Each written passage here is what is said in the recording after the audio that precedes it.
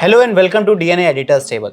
लोकसभा चुनाव 2024 के अंतिम चरण निकट आते जा रहे हैं, पास आते जा रहे हैं। 25 मई को छठवां चरण है और आखिरी और सातवां चरण है हमारा जो 1 जून को दो बड़ी सीटों पर चुनाव होने हैं। पहला है वाराणसी, जहां से प्रधानमंत्री मोदी लड़ेंगे, और दूसरी सीट है मंडी, जहां से क्वीन वर्सेस किंग का मुकाबला होना है। यानी कि बीजेपी की ओर से लड़ेंगी कंगना रनौत और कांग्रेस की तरफ से रहेंगे विक्रमादित्य सिंह।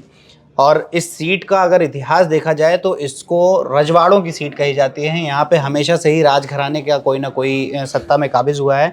और इस सीट की एक खास बात यह भी है कि इस सीट पर जिसकी भी सरकार बनती है, केंद्र में उसी की सरकार आती है। और 1951 से लेके 2019 तक के चुनाव में भी ये ट्रेंड देखा गया।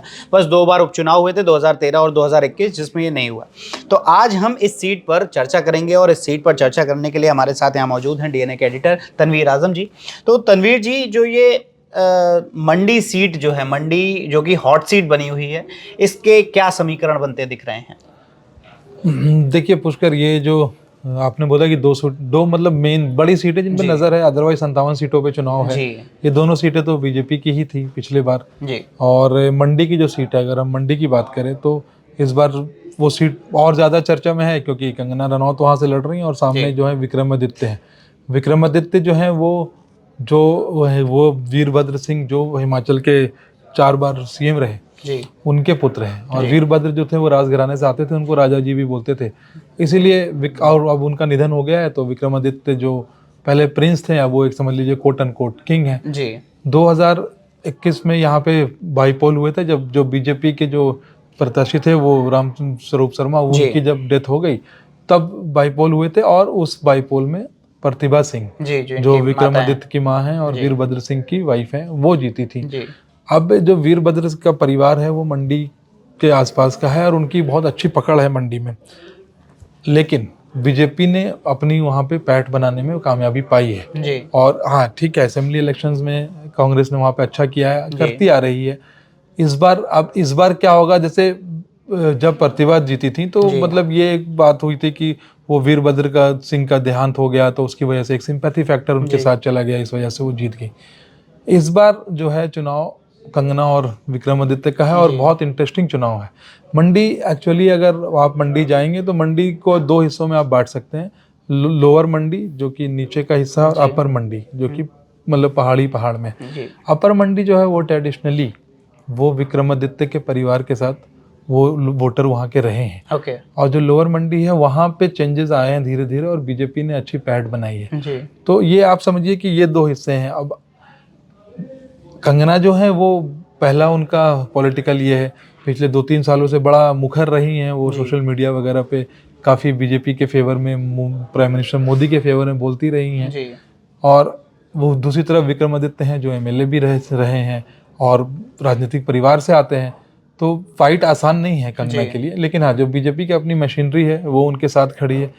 प्राइम मिनिस्टर मोदी का नाम है, चेहरा है, और हो सकता है कि जब चुनाव नज़दीक आए तो शायद प्राइम मिनिस्टर वहाँ पे कैंपेन करने भी जाएं कंगना के फेवर में।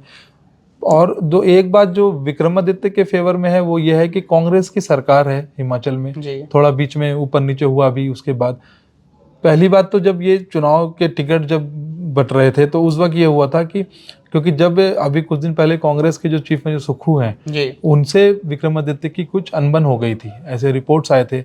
और समर्थन कई कांग्रेसियों ने समर्थन वापस लिया, जो एमएलए थे वो छोड़ के चले गए पार्टी को। विक्रमादित्य को किसी तरीके से कांग्रेस पैसिफाई करने में कामयाब रही, सरकार बच गई। और उसके बाद वो जो उनकी जो माता जी हैं प्रतिभा, वो वहाँ की कांग्रेस की क्या बोलते हैं स्टेट प्रेसिडेंट भी रही हैं। तो विक्रमादित्य के फेवर में जो बात है वो ये है कि कांग्रेस उनके पीछे खड़ी है और वो खुद भी एक मतलब मंजे हुए पॉलिटिशियन आप कह सकते हैं। जिस तरीके से वो कंगना को टारगेट कर रहे हैं अपनी स्पीचेस में और लोगों को ये बता रहे हैं कि ये तो एक फिल्म कलाकार हैं, ये कोई नेता नहीं है, ये आपकी समस्याओं का क्या ही हल करेंगे।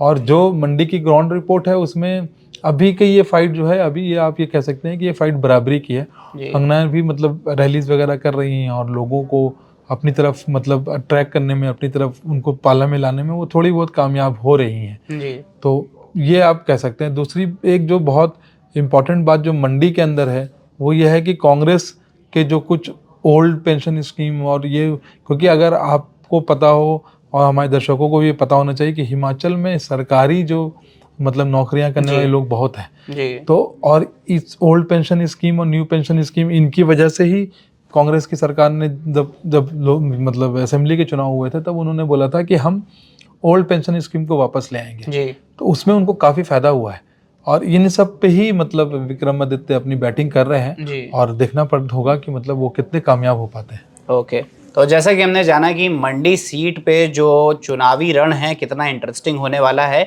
अब ये देखना होगा कि बॉलीवुड की जो क्वीन है वो राजनीति की क्वीन बन के उभर पाती हैं या नहीं, और जो राजनीति के किंग हैं वो किंग बरकरार रहते हैं कि नहीं, ये देखना काफ़ी दिलचस्प होगा। आपको क्या लगता है, आप हमें कमेंट सेक्शन में ज़रूर बताएं और जुड़े रहें DNA के साथ।